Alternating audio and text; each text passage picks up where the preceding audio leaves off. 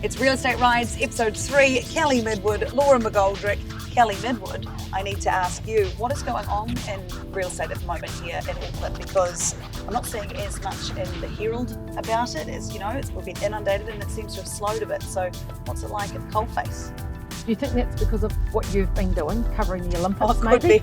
That might be because I've been knee deep in Olympics. I don't know what day the Olympics has taken over. Finally, something. It's a valid point, actually. Yeah. So what is 3 months? Let's see what happens next week on the front page. Yeah, exactly. Could you run me up to speed then? What's going on? Yeah. So what we are currently in is a place where listings are 26% down from where they were last year, according to our economist guru, Tony Alexandra. He published that this weekend. And what that is meaning for the market is when places come on, there are far more purchasers now engaging on homes. What I hear a lot from people that are thinking about listing because of that is, there's such a frantic frenzy going on right now. Should we be listing now? Should we be listing now?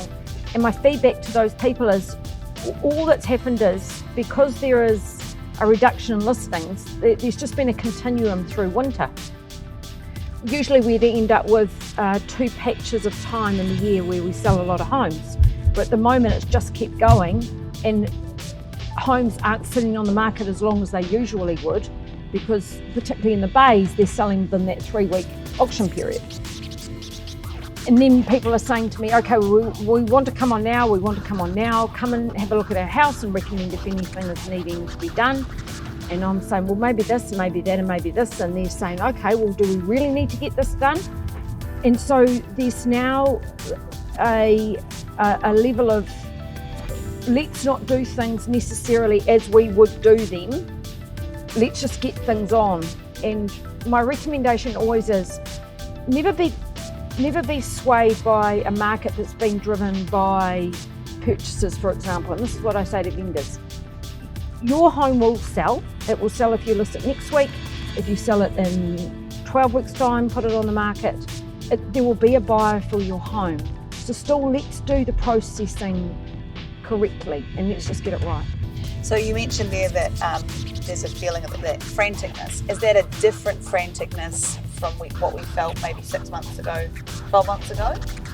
I haven't seen this kind of buyer behaviour since probably 2017. And that whole FOMO, fear of missing out. FOMO. Yeah, I get that from time to time, but not on the wrist. So the whole FOMO thing is certainly being felt. Often the REINZ will do surveys of real estate agents, and I think 5 months ago the fear of missing out was sitting at around 30%. It's now on their survey was 66%. FOMO was being felt by real estate agents.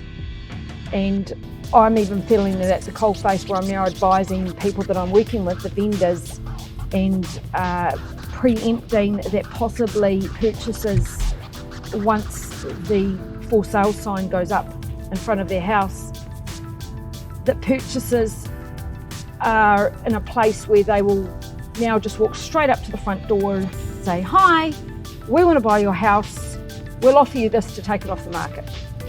Now that's frantic. We don't see that kind of behaviour, buyer behaviour. We only ever see that when, and like this lady described when I did ring and have a conversation with her about it, her daughter had missed out 10 times on a house, they'd spent over $6,000 on due diligence. So there is a level of momentum which does evoke different emotions in people, and they act not in a way that they normally would, and that's what we're seeing. And so do you think over the next wee while you're going to see more listings and that freneticness start to ease? With us being 26% behind, that's a bit, let's just put that into perspective. That's probably a third of listings down. That's quite a lot to catch up on. even if we end up with the normal amount that we all expect, and I'm seeing that that expectation will be achieved in the next, starting in about 2 to 3 weeks and up to the end of October going into November, we'll get our normal amount. Well, even that normal amount is not going to take care of the lack that we're currently sitting in. So we're not going to catch up on a third, even in the next, well, before Christmas, we're not going to catch up on that. So any time before Christmas, my prediction would be that there will be no change in the market. If there's going to be a change, and this is traditional, if there is ever a change, it's usually coming back from Christmas is when we would see a change. So you told us your advice to the vendor is just to still do your processes properly when it comes to selling. What would you say to buyers right now? I'm feeling for buyers right now. I think that, again, you have to go in with an amount that you're prepared to pay for a home. And my recommendation to those people is stick within that parameter. Like any market, all markets are cyclical, and real estate's the same.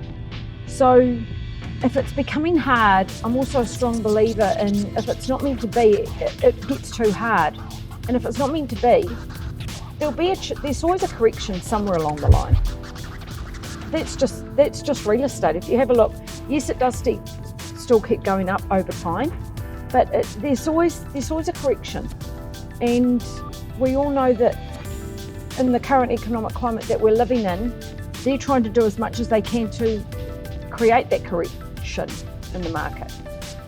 And I'm sure that they won't give up on that. They'll keep trying new things to try and see that does happen. And as we all know, again, the current climate is certainly being driven by everyone deserves to have a home.